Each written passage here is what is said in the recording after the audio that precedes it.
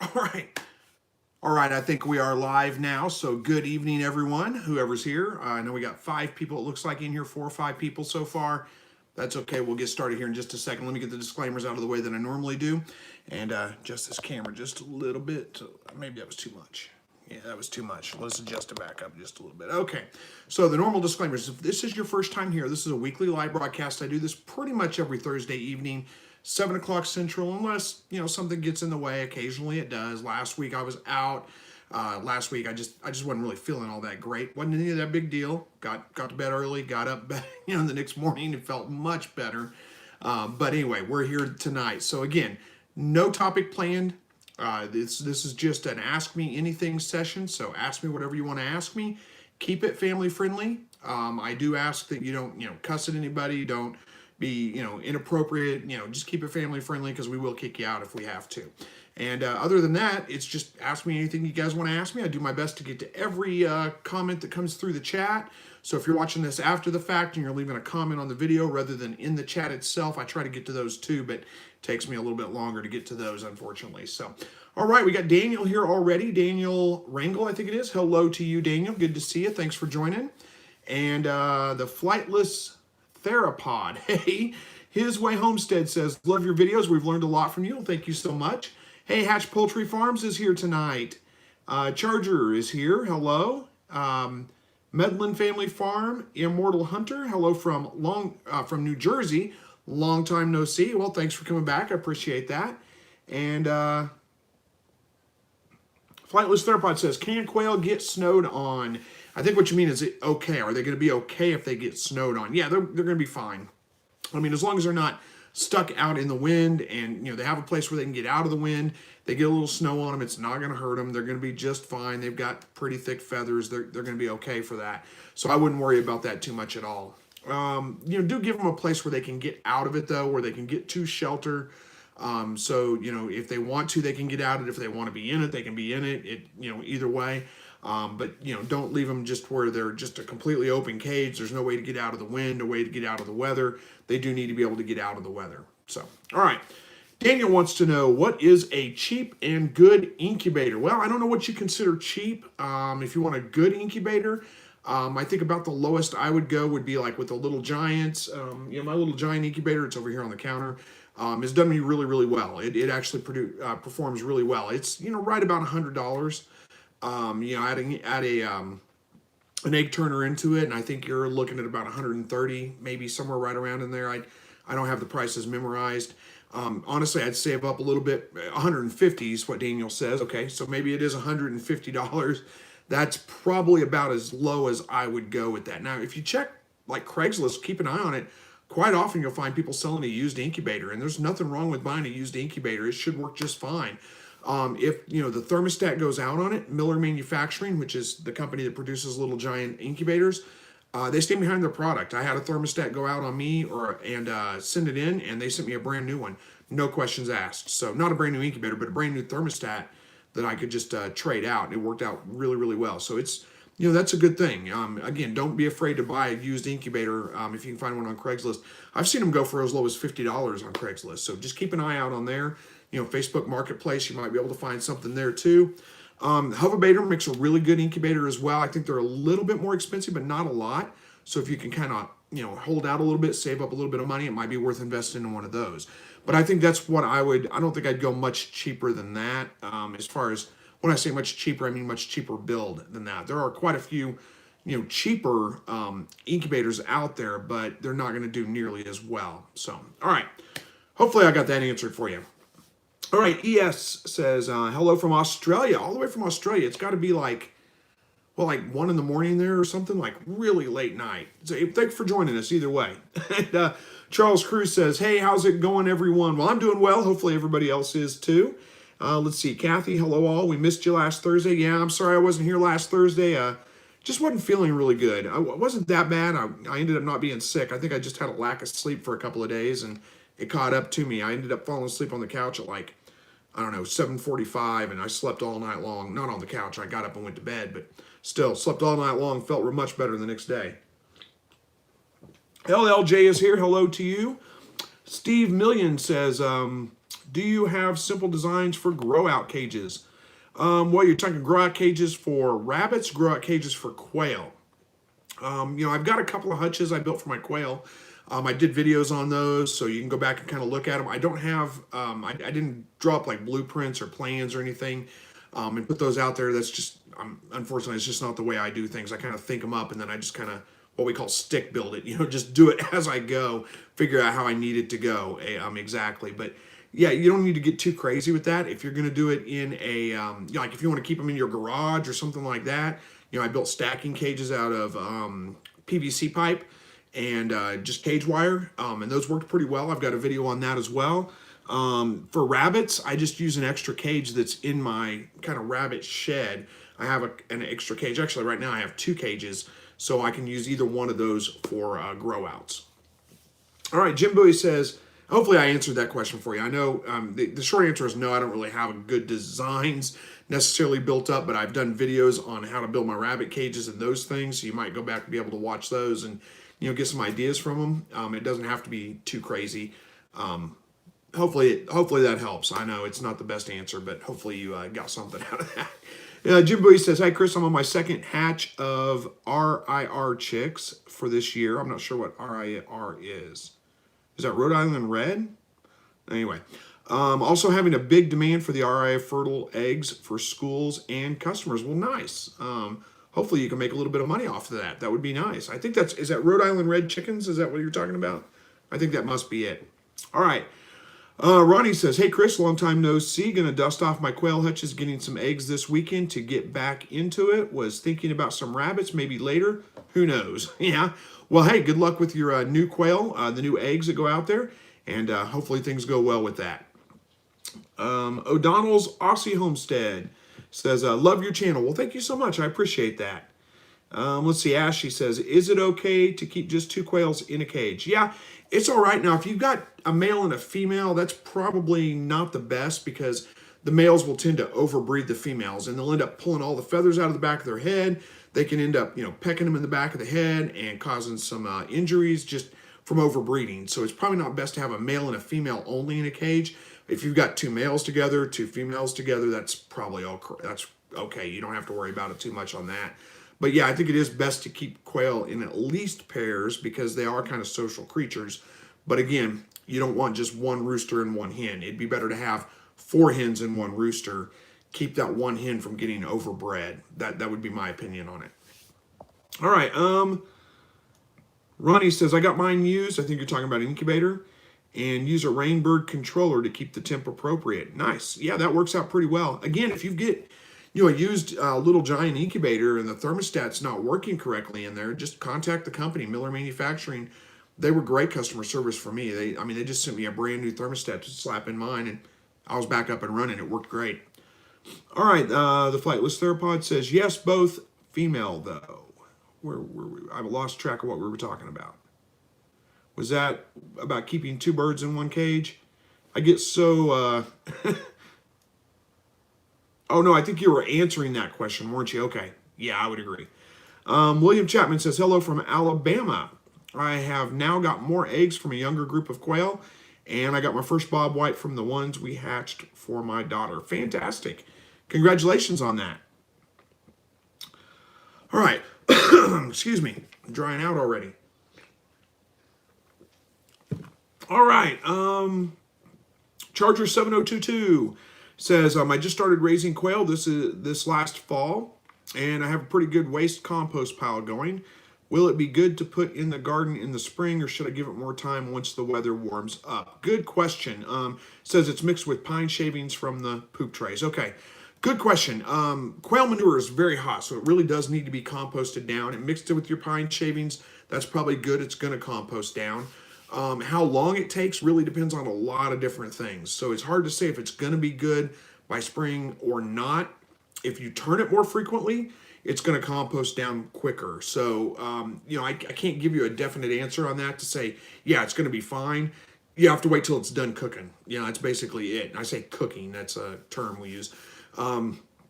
One way you might be able to tell is if you turn the compost pile over, and if it's hot, if it's like steaming and steam's coming off of it, it's not done yet. You know, give it some time.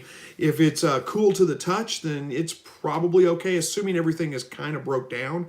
You should be able to tell. I mean, if you've got big chunks of pine shavings still in there, then it's not done yet. You need to let it finish breaking down before you throw it on your garden. Rabbit manure is cold manure, so you can throw that straight on the garden. But your quail manure, it's really high in nitrogen. It will burn your plants if you put it straight on your garden without composting it down. Hopefully that kind of answers that question. I know it's not clear cut, you know, how long you need to wait, but hopefully that gets it answered for you. All right, Jay Jennings from Mississippi is here. Hello. And His Way Homestead says they're in Northwest Mississippi. You guys may be neighbors. Where are we at here? Rebecca says, is it cost effective to have chickens for eggs only? I've heard it depends on the breed of the hens. You know, that's a good question. I don't raise chickens, so I don't know that I can answer that exactly for you. It really depends on what you consider cost effective. You know, and it also depends on a lot of things too. It depends on, I'm sure the breed of hen depends on, I mean, it makes a difference as well as to how many eggs they're going to lay, but you take that into consideration with also how you're feeding your chickens. Are they going to be free range? Are they going to be, you know, in tractors where you're moving them around? They get access to fresh ground and bugs and all those kinds of things? Or are they going to be more caged up in the same area all the time, where they'll end up eating all that stuff and you're having to feed them primarily on, you know, like chicken grain and those kinds of things that you buy from a feed store. Those are going to be things that have to factor into that. So, I mean, it can be definitely cost effective. And if you also consider, you know, you're getting your own eggs, you're getting fresh eggs that you don't have, you know where they came from, you know what's going into those hens. It's, you know, it still may be worth it. So, and you know, there's a lot of factors that go into that. I can't really tell you an answer, you know, for you if it's going to be cost effective for you or not. But you know, to me, I think it would be. I would prefer to have eggs from my own chickens as opposed to buying them from a store where I don't know, you know, where they came from or any of those kinds of things about them. Even if it did cost me a little bit more to produce those eggs myself.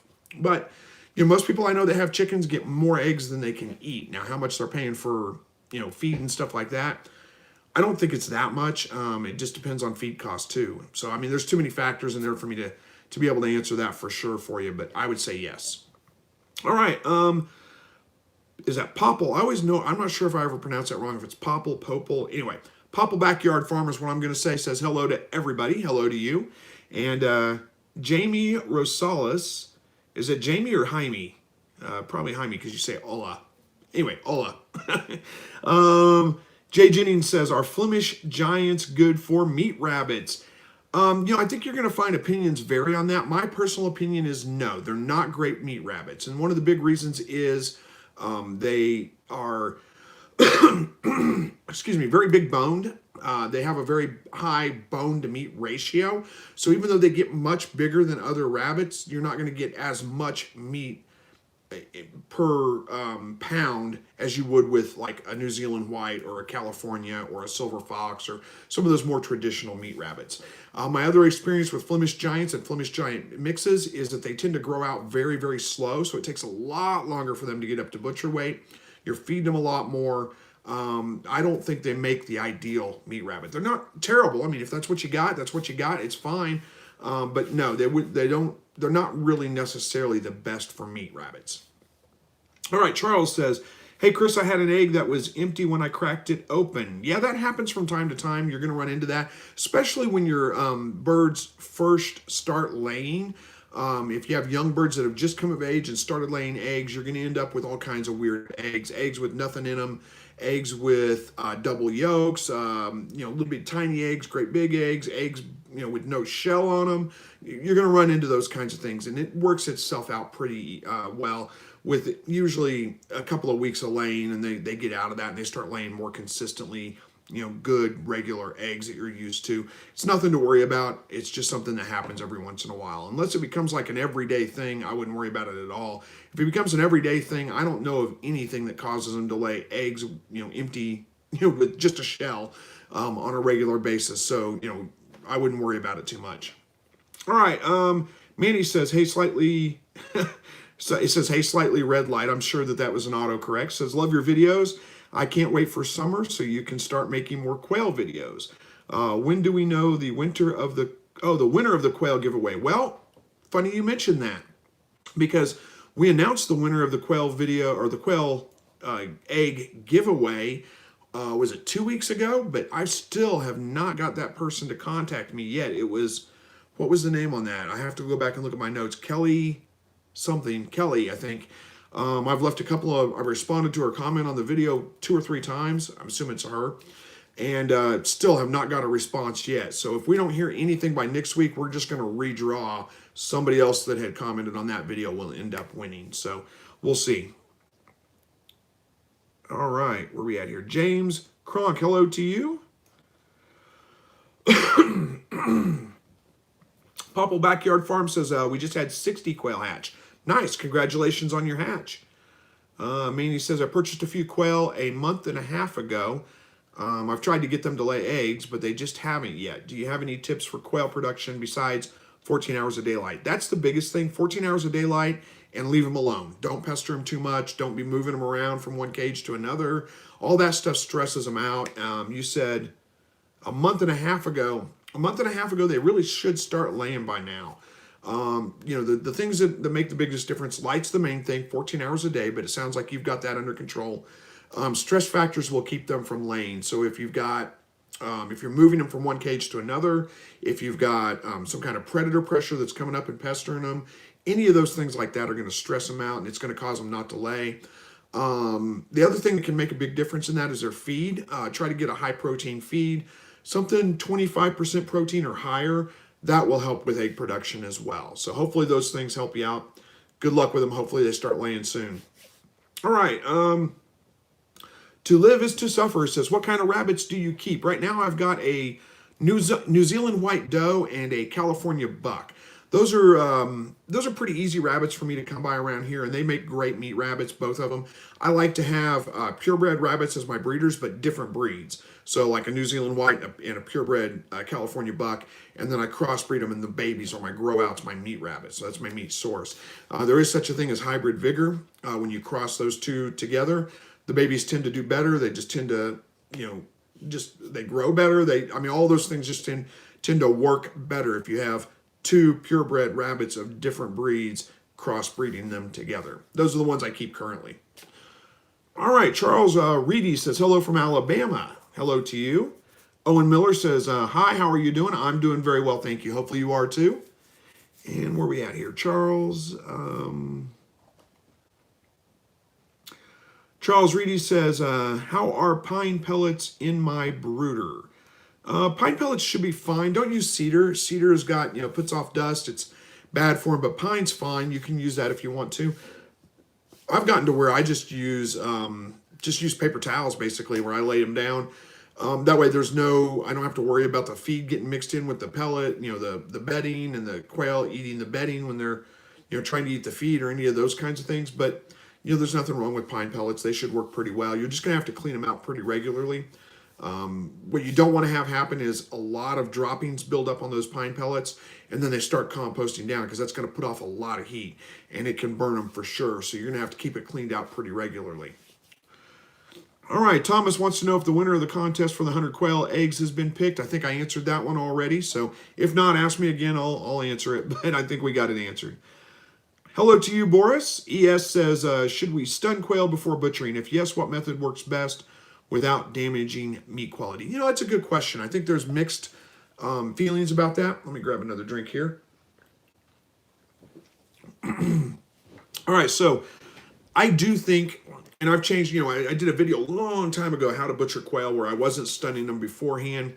And then I've had several people comment on that, and I finally kind of came around to it. I think you're right. I think it's probably more humane to stun them before you actually process them, before you butcher them.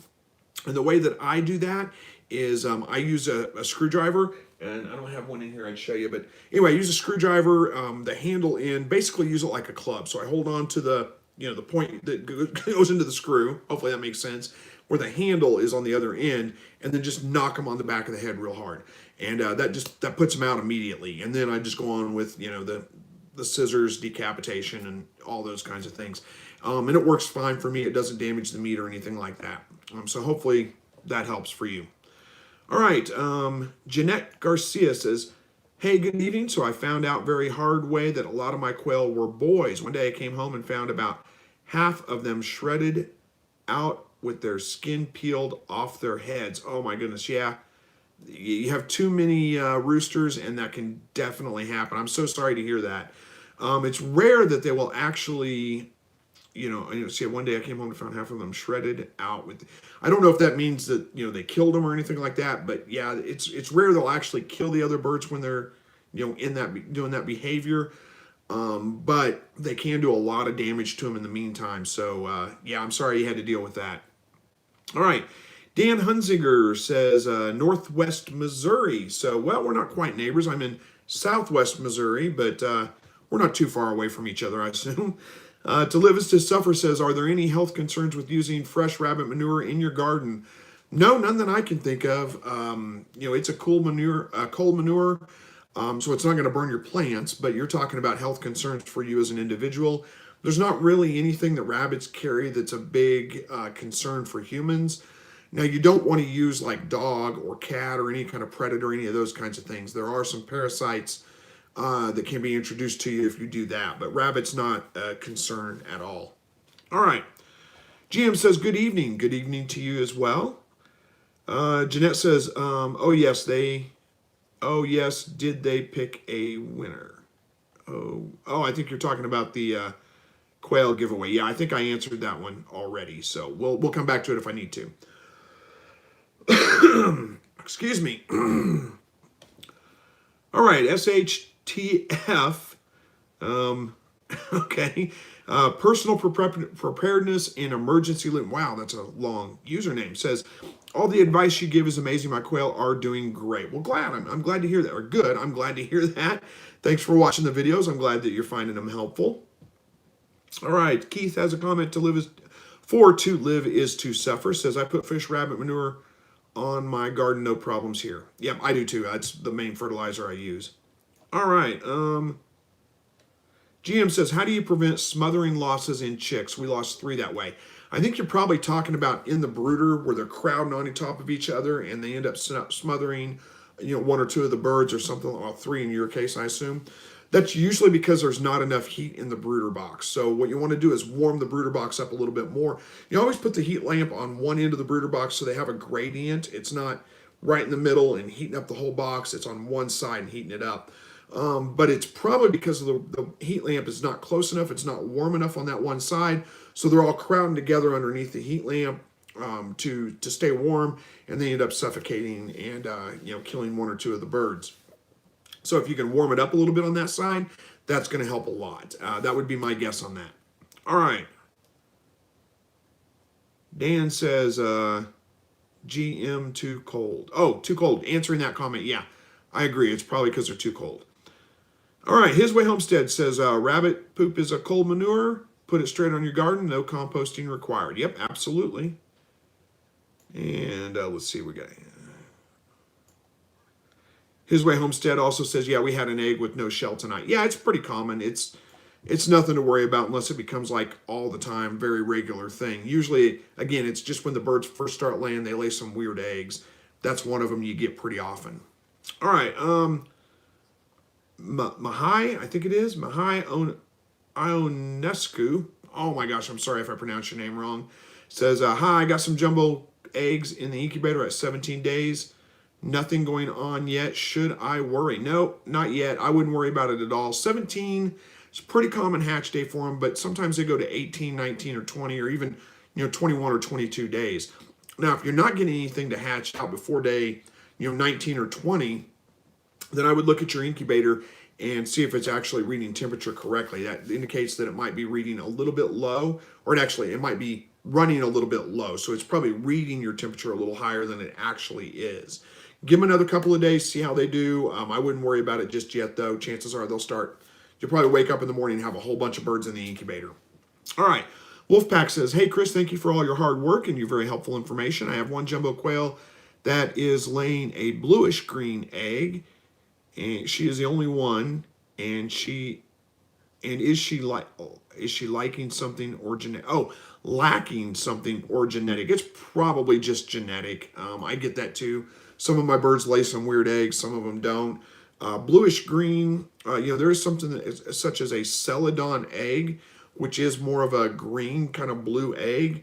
You can look them up and see if that matches what you're seeing in your birds, and that is a genetic trait for those birds. All right, sorry. Grab a drink there.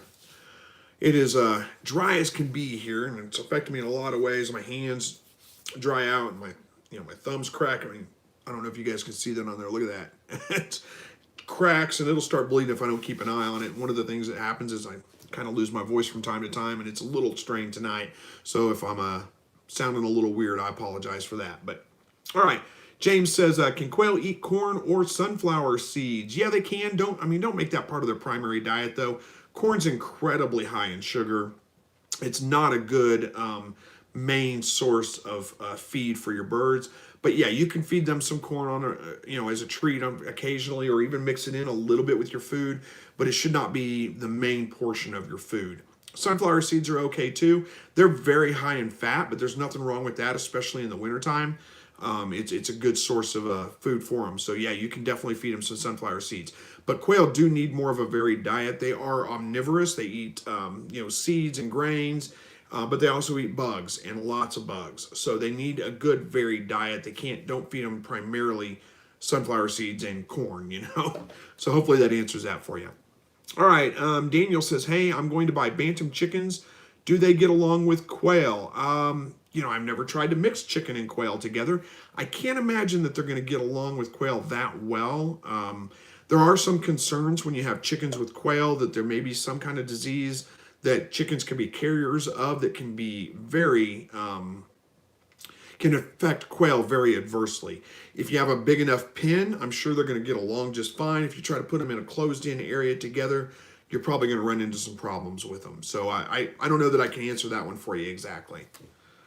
All right, Caleb says, I have a quail that is laying an almost all brown egg. Is that normal? Yeah, it's not abnormal at all. I get those kinds of weird colored eggs from time to time too, and some of my birds are more prone to laying them than others. Why, I don't know, but it's a normal thing. All right, Charlie says, hi from New York. I have first batch in the incubator. Well, good luck with your hatch. Hopefully it goes well. Lojarel says, hello, Chris from North Carolina. Hello to you. Alexander says, when should I buy my baby chickens? Boy, that depends on a lot of things. I would say probably in the spring. They're going to be more readily available at that point. It's probably going to be easier to transition them from like a brooder box to outdoor in the spring. If you're doing it in the wintertime, they're going to get awful big before they're ready to go outside in the cold. And it's a little bit trickier to kind of acclimate them to the cold, get them moved out there. If you wait till spring when it starts to warm up a little bit, it's a little bit easier of a transition at that point. So I think that would probably be the best time. All right, Jill says, I know you have talked about feeding eggshells to the quail and crushing them up. Is there anything else that needs to be done to feed eggshells? Not really. I mean, you can bake them off if you want to. That would kill any kind of bacteria that's on them. I don't know that there's a huge concern about, bacteria on the eggs, but they could be. I mean, it's definitely. It's organic matter, so it could definitely draw bacteria. It could spoil, especially if there's raw egg remnant on the shell and all those kinds of things. So that's not a bad idea. Just lay them out on a baking sheet, throw them in the oven at 350 for 15, 20 minutes. And that'll kill any kind of bacteria on there, and then you just crush them up from there. That would probably work pretty well. All right. Colleen Withrow says, how long after I get quail egg do I put them in the incubator? So I think what you're asking is how long can you store them up before you need to incubate them? And about 10 days usually is about the max. I usually do it about at 7 days. So I'll save them up like Monday, Tuesday, Wednesday, Thursday, Friday, Saturday, Sunday, and then put them in the incubator on Monday. Anything after about 10 days, though, the fertility really starts to drop at that point. So now you can put them in the incubator right away if you wanted to. But I always try to, I gather them up for, several days so I have enough to incubate at one time. But again, no more than 10 days. I usually go by about, 6 to 7 days is what I use. Jill says, my quail will actually kill each other. Quail can be pretty vicious. It can happen. It's rare that I have birds that actually kill other birds, but it has happened to me before. Usually it's one or two birds in the whole flock that are kind of the aggressors, the mean ones. They're the ones I have to kind of keep an eye on, but it's not often that I run into issues where they actually will kill the other birds. But yeah, it can happen. They can be pretty aggressive. All right. His Way Homestead says, how do you treat splayed legs? Overcrowding will cause smothering deaths. Okay, so you're talking about overcrowding. You're answering the other comment about why there's smothering. It could be overcrowding. It definitely could be as far as how do you treat splayed legs. Splayed legs, it depends on what's causing it. Most of the time, what I find is splayed legs is usually caused by the birds that are late to hatch. So they don't get out of the egg right away for whatever reason, whether it's low temperature in the incubator, whether it's just, maybe the shell was too thick for them, they had a hard time getting out, whatever reason, they didn't get out of the egg, they hatched late, and they develop usually like splayed leg or wry neck, something like that. If that's the case, a lot of the times if you can catch it early, you can treat it by building basically some leg braces for them, more or less, that cause them to hold their feet underneath them. Something like a shot glass where you put them in there where it forces their feet underneath them. Band-aids, people have, like built little braces for them, basically kind of taping their legs to where they're held underneath them. That's really tricky to do. I haven't had good luck with that. But something like a shot glass. I used a piece of PVC pipe before that was just a little bit bigger than the bird and tall enough he couldn't jump out of, and set him down in there, leave him for about 24 hours. Sometimes that'll stretch the legs out and make them work properly at that point. It can also be if it's caused by a vitamin deficiency, which it could be. You can add vitamin supplements to the water that can help. That would be thiamine and vitamin E would be the two vitamins that you're looking for. So those would be a couple of ways that you can try to treat it yourself. Honestly, I've not had good luck treating splayed leg. I've got a couple of birds to recover from it, but a lot of times they end up just having to call those birds out. It's really tricky to treat, in my opinion. Indiana, hello to you. Peanuts Peppers says, hey, just stopping in to say hi. Hope all is well. Doing very well. Thank you for asking. I appreciate it. And Dan says, splayed legs equals euthanize. Yeah, it's worth giving it an effort first, but again, a lot of the times I end up having to call those out myself too. I just don't find that they just usually don't recover very well, in my opinion. All right, Brittany says, if my incubator runs a tad high, will it cause them to hatch early? Yeah, it can. It can cause them to hatch a little bit early. If it's just a tad high, if it's a lot higher, it can cause poor hatch rates. And in fact, a tad high probably can cause poor hatch rates too. So there's a lot of things that can be affected by a little bit of a high temperature in your incubator. Depending on how much, it really kind of varies as to how much it's going to affect the age or the eggs hatching. I'm sorry. All right, Sharon says, I have quail that got a crooked beak and doesn't line up as normal. Is there anything I can do to correct it? My quail is about 10 weeks old now. Probably not at 10 weeks old. If you caught it very early on, again, you might be able to do some things like taping it, together to hold it straight for a little while, see if it corrects itself. At 10 weeks old, there's probably not much you can do. It doesn't sound like it's a huge issue for him. If he's made it 10 weeks, he's obviously eating and drinking just fine. I don't know if that's going to be, that's probably just a deformity of some kind. It could be, again, vitamin deficiencies or an injury or any of those kinds of things. I'm not sure if I'd want to breed that quail, though, and pass those genetics on to my other birds. It could be possibly a mutation of some kind that's a genetic trait that you probably don't want in your bloodlines, and I think I would probably remove it and call it from the flock. That's my personal opinion on it anyway. All right. Wiscomple says, have you ever ground your rabbit meat? And if so, have you ever had rabbit burger? Does it cook quick after being ground, or is it low and slow for tenderness? Okay, I've never made it like into a hamburger. Hey, look at that. Lars is here with a super chat for me. 200 Danish, I can't even remember the name of the money, but it's 200 Danish whatever, which comes out to about $30 US money. So very generous of you, Lars. I appreciate that. Thank you so much. All right, back to the hamburger topic. No, I've never cooked like a rabbit hamburger necessarily, but yes, I have ground rabbit meat up before. I did a video not too long ago on making rabbit and quail sausage, where I ground it up with some pork fat and some seasoning and stuff like that, and it cooks up just like regular sausage would. It was good. I didn't, it wasn't, there was no toughness to it or anything like that. So, if you've ground it up, I think I would add some fat to it if you want to use it like burger, because, it's awful lean. It's not going to want to stick together very well, I wouldn't think. But again, I've never made it like a hamburger either, so who knows? All right. His Way Homesteads. What's in the brown case behind you? What's behind me? What's behind? Oh, there's nothing in it. It's empty. It's a shotgun case, but I don't have anything in it right now. It's just a place to store the case. For I got too many gun cases and things, and there's just nowhere really to store them very well. So that one's leaning up against the wall until turkey season anyway. Where we at? Peanuts Pepper says hello from the wet, nasty, and muddy South Louisiana. Yeah, thanks for joining us from Louisiana. It's snowy here. We got snow this week. Finally got snow. We haven't had snow in, well, really, we haven't had a big snow in, and I say a big snow for us anyway, for a couple of years. It's been at least, like last winter was pretty mild. This winter we've got just a couple little dustings, but nothing. This time we got like 4 inches. So it was pretty decent amount of snow. It's about all gone now. It snowed pretty hard yesterday all day, a little bit last night, and then today the sun came out this afternoon and started melting it away. Probably be all gone by the end of the day tomorrow. All right. Kenneth says, what do you raise quail for, Chris? Well, I raise them for meat and eggs. That's it. I use, I use their eggs pretty regularly, and I hatch out several meat runs a year, so we eat quail pretty regularly. I actually had quail on Super Bowl Sunday. I went to my sister's house. She has a big Super Bowl party every year. So everybody always brings food. And I took the breast meat off the bones and, added some blue cheese, wrapped it up with some bacon, some Frank's Red Hot, and grilled those things until they were done. And it was pretty tasty. All right.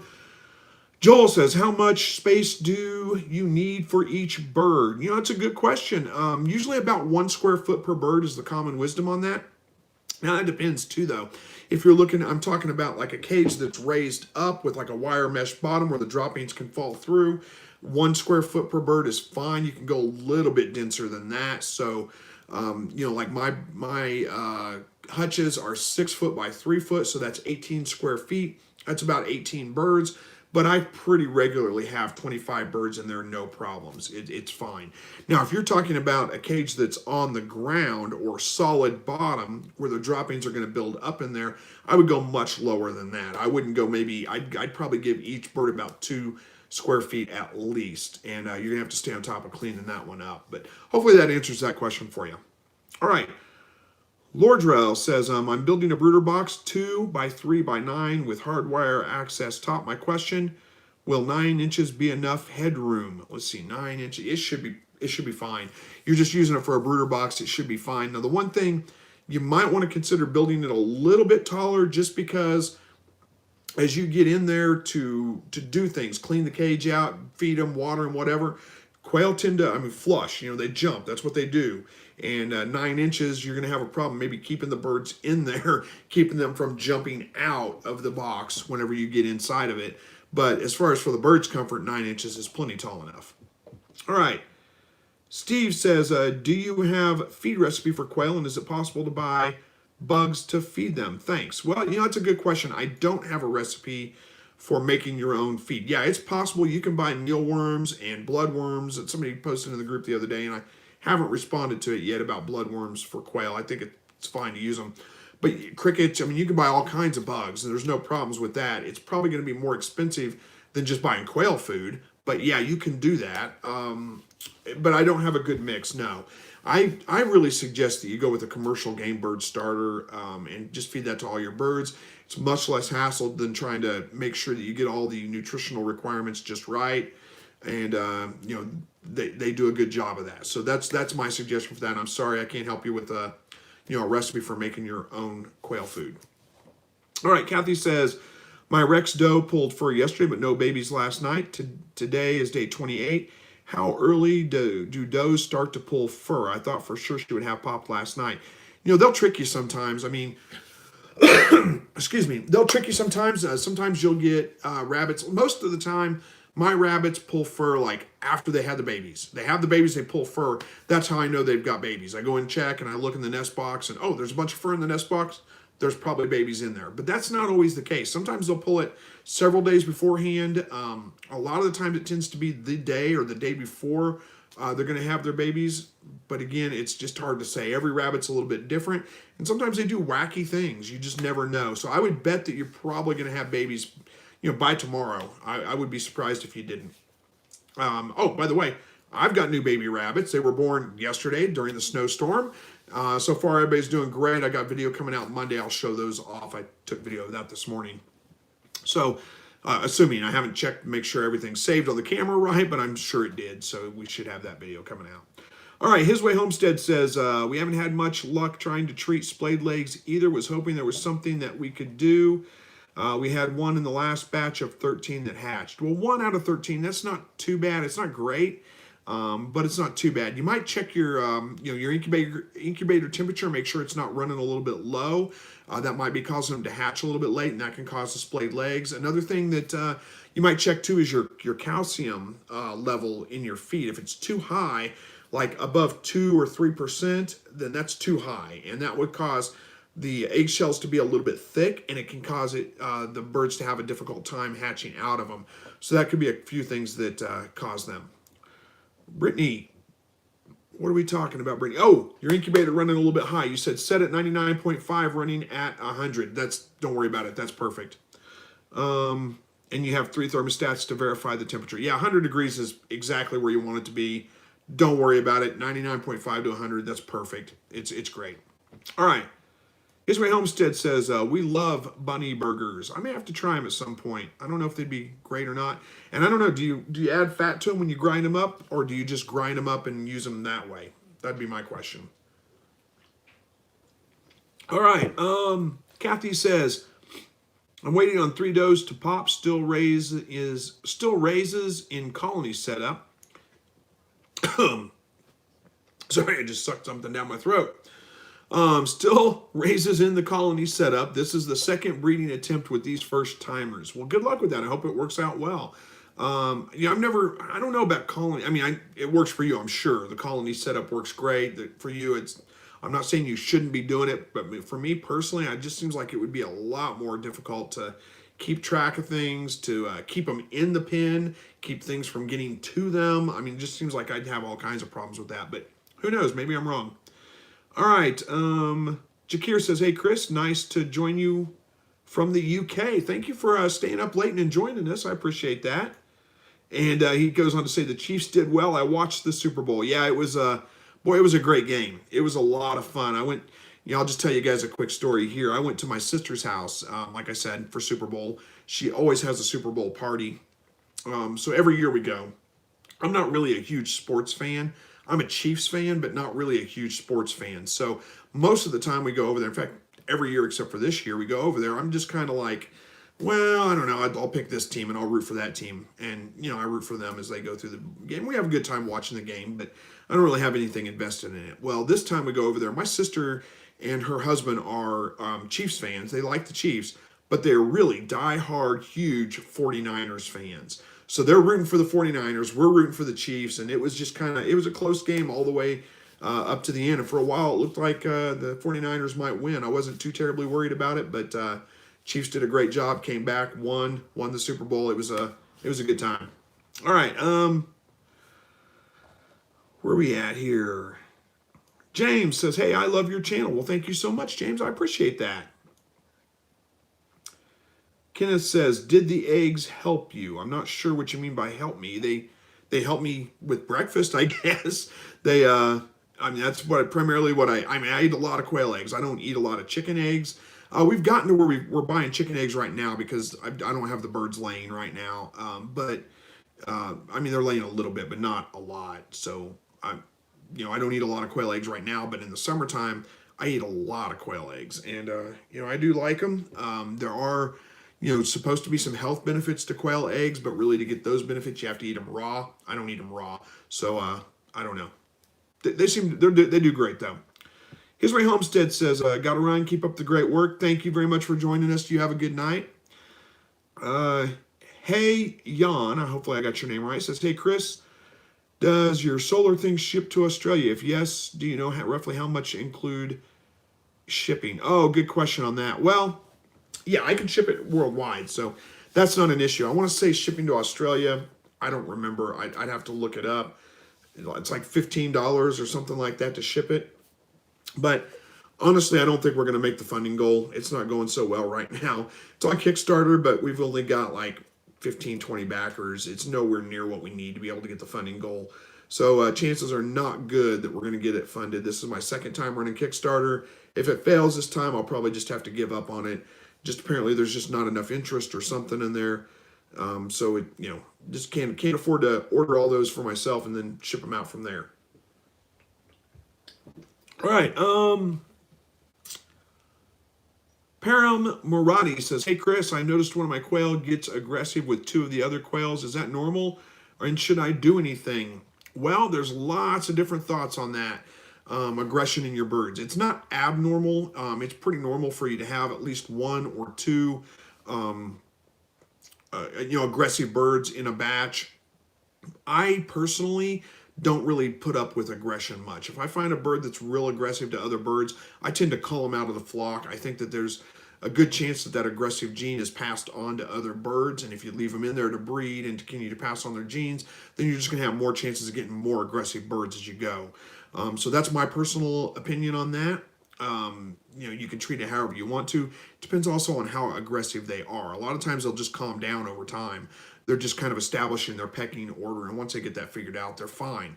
So you might give them a little while and see. Just keep a close eye on them. But if you start getting to a point where they're really picking on the face, that's what they tend to go after. Pecking at the eyes of other birds or anything like that, I would call them out and get rid of them. I wouldn't tolerate it myself. All right. Jakir says, I have the same water cups as you. They sometimes leak with and flood my clean out trays. Have you tried any other design of water cups? I've tried a couple I didn't like. I can give you a couple of tips on that, though. There's a couple of reasons why they might flood.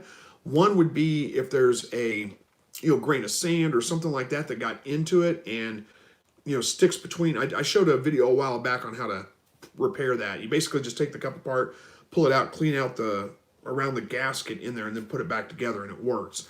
The other reason it might be flooding is if you've got them in a position where the birds jump on them and stand in them, and they put their foot down on that plunger and just hold their foot on that, and then it floods out because of that. And you could put like a piece of wire or a dowel rod or whatever above the top of those to where they can't stand in it, but they can still get their head underneath it to drink, if that makes sense.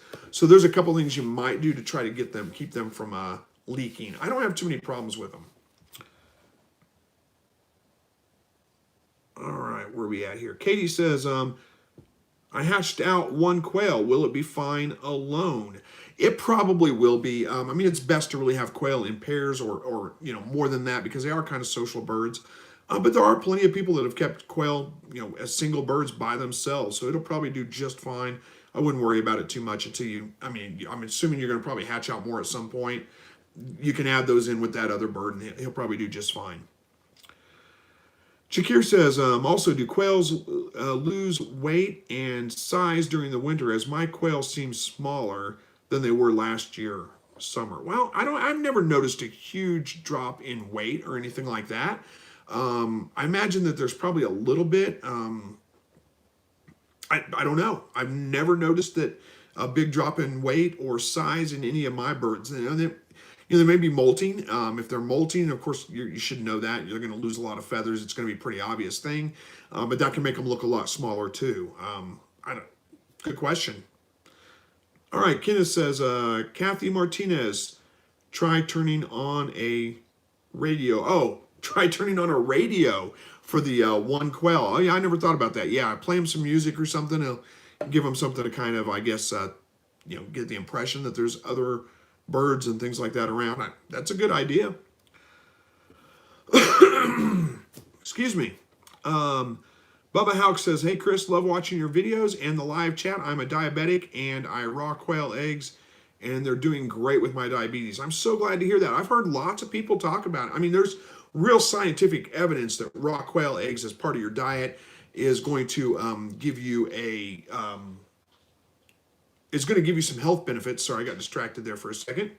And I've got a lot of viewers that have talked to me about that, the different things. And I mean, there's a myriad of different things that it's proven to treat. Everything from like eczema to diabetes to heart problems to like, all kinds of things. And there's real scientific evidence behind it. It's not just one of those, you know, I don't want to say this and offend anybody, but it's not one of those like apple cider vinegar, you know, cures. There's real scientific evidence behind this. So who knows?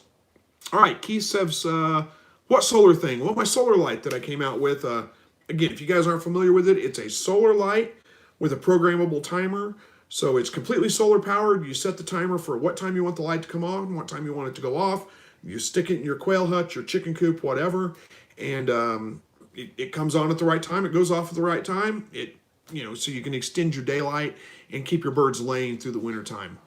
It's on Kickstarter right now.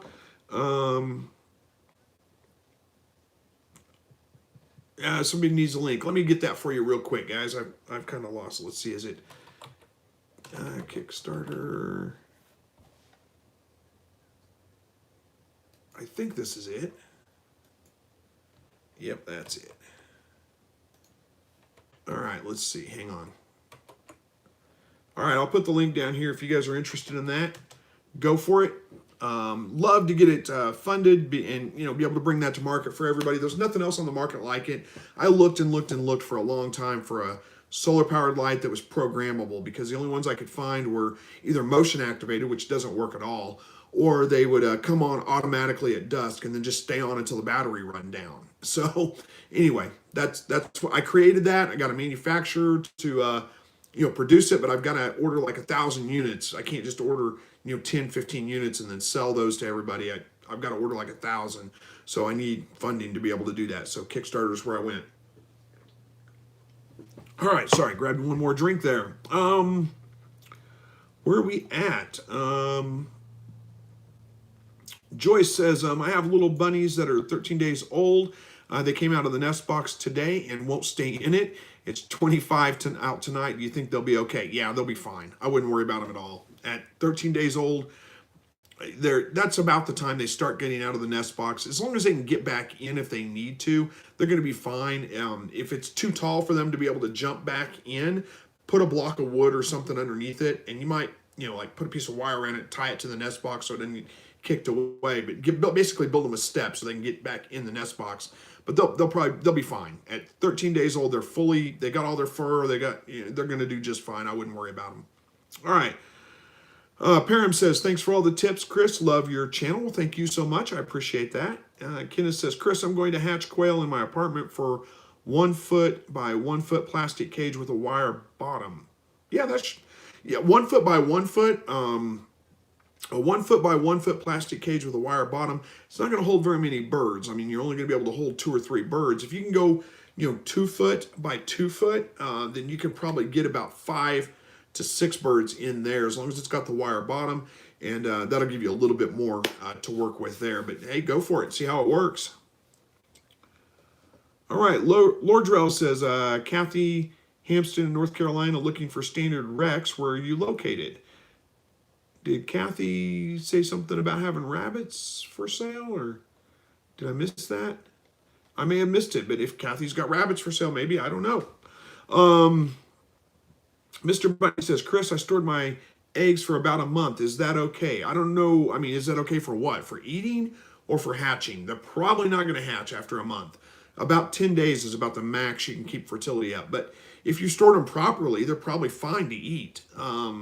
Just float test them. Put them in a bowl of water or something like that. If they float, throw them out. If they don't float, they're fine. Go ahead and eat them.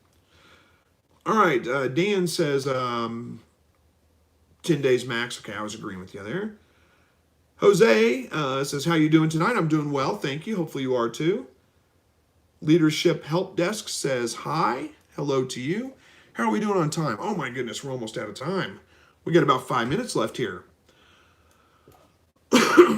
All right, Lodice Family says, love your channel, very informative and helpful. I just bought my incubator based on your video, getting my first quail eggs next week. Thank you. Well, fantastic. Good luck on your hatch. Hopefully that all goes well. Thank you so much for watching my videos.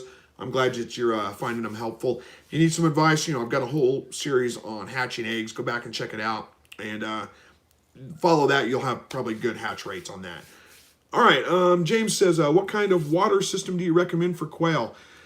It depends. I mean, wintertime, I just use bowls. Actually, what I usually use is a feeder, like a Tupperware container with holes cut in the side of it. It's got a lid on it. It's not Tupperware. It's just Tupperware style. I use cheaper than Tupperware. I don't cut up good Tupperware for this. But anyway, like what I use for my feeders, basically. I use that for waterers. Fill it up with water to the bottom. They can stick their heads through and get a drink. And I like to have those with a top on them so they don't jump in the water and foul it up or, get themselves wet in the freezing temperatures, any of those kinds of things. In the summertime, or if it's not freezing, then I definitely recommend automatic watering system. I use a 5-gallon bucket. It's a gravity-fed system. There's a hose that comes off the bucket, goes to a piece of PVC pipe that has water cups on there where it's just, there's a little plunger in there that they peck at that lets the water out and they drink from that. That's the kind I recommend. If you go check out my Amazon shop, then there's links to the water cups I use and all that on there. All right. Jill says, I had one quail hatch out of 40. I thought about putting a mirror in with it, but it seems to be doing well for now. I'm going to check fertility and try another hatch. Hey, that's a great idea too. I never thought about that. Put a mirror in with it if you need to, but you're probably right. It's probably doing just fine. All right, Param says, my setup for the quail has been their main cage plus a nesting box that gives them lots of darkness and shade, and they're in a room with lights on. Should I leave the light on all night or turn it off? I would turn it off at night. They need about 14 hours a day of light in order to lay pretty regularly, but I wouldn't give them 24 hours a day of light. That's just a little too much. I think they probably need that daytime, nighttime cycle to have, psychological wellness, I guess. I would turn it off at night. All right, Sharon says, turn your nest box on its side. That's a good suggestion too. You can definitely do that for the rabbits that are getting out of the nest box, won't stay in it. You can turn it on its side so they can get up in there and cuddle into it if they need to. How are we doing on time here? About 2 minutes left. All right. Mr. Bunny says, I just incubated my quail eggs today. What should I do? Okay, I don't know. I don't know what you mean. What should you incubate it? You put them in the incubator today? Is that what you're saying? I've got a whole video series on hatching and storing eggs. You can go back to my, my homepage on YouTube, and you can look down through the playlist. There's a whole playlist for incubating and storing eggs that'll walk you through the whole thing. It's going to take way too long. I can't do that in 2 minutes. So, it's not that hard though. You'll be able to do it. All right. Daniel says, I have 11-ounce mini chicken that went broody, and she has been sitting on 10 quail eggs for 7 days. I'm excited. Nice. Hopefully they hatch out. That'd be awesome. Kathy says, my Rex came from New Mexico, but I don't have a sustainable colony yet. Oh, talking about the Rex. Okay. And let's see. Roma Soda, I think it is. Roma Soda. Hopefully I got it right. What's the biggest quail egg you've seen? I've been getting one a day that's 24 grams for the last 4 days. I haven't cracked one open yet, but they're not all shaped like a double yolker. Most of the time those great big eggs, they are double yolk eggs. I don't weigh them very often, so I couldn't tell you the biggest one I've ever gotten, but I've gotten some pretty big eggs. The ones that make me look at the birds and think, which one of you guys laid this and how are you still alive? I mean, it's pretty good sized eggs, but I couldn't tell you the weight. Lord Dress says, Chris, what size holes are in your feeders for the quail? Oh, I don't know, big enough for them to stick their heads through. It's probably, about like that, which is probably about a 1-inch hole, maybe 1.5 inch. I just eyeball it and cut it out with my pocket knife. It doesn't have to be perfect. As long as they get their head through it, it's fine. All right, and James says, thank you. Have a good one, Chris. Well, you're absolutely welcome. It is about time to wrap this up. Go spend some time with the family, and we just got to the end of the chat, so it's good time for that. So anyway, I'm going to let you guys get back to your evenings. Thank you all for joining me tonight. I appreciate that. Hopefully, again, if we don't have contact from the winner of the free eggs, we'll do that drawing again. We'll just redraw of the people that commented on that video, and we'll do that next week. We'll see. And other than that, God bless each and every one of you, and we will see you guys next week. Take care.